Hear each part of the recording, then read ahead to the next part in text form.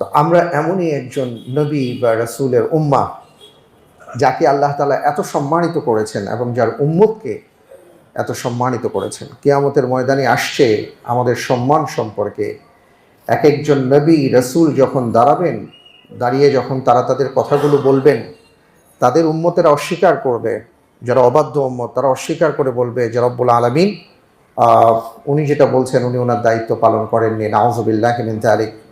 তখন নবী রাসূলগণ বলবেন যে আমি আমার দায়িত্ব পালন করেছি। তখন জিজ্ঞেস করা হবে আপনার সাক্ষীকে? তখন বলা হবে রাসূল সাল্লাল্লাহু আলাইহি ওয়াসাল্লামের উম্মত আমার সাক্ষী।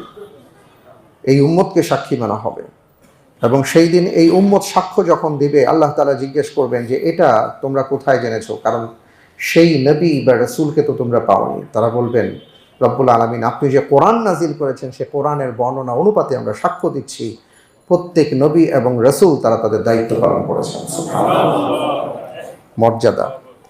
এবং শুধু তাই নয়, হাদিসের মধ্যে আরো এসছে কিয়ামতের ময়দানে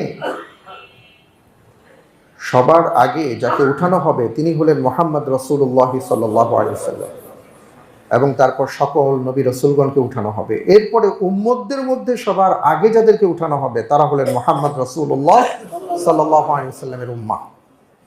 এবং ফয়সালা হওয়ার পরে সবার আগে যারা জান্নাতে যাবেন, রাসূল সাল্লাল্লাহু আলাইহি ওয়াসাল্লাম সবার আগে জান্নাতে প্রবেশ করবেন, নবী রাসূলগণ প্রবেশ করবেন, তারপরে আল্লাহর রাসূল সাল্লাল্লাহু আলাইহি ওয়াসাল্লামের যারা উম্মাহ আছে তারা প্রথমে জান্নাতে প্রবেশ করবে।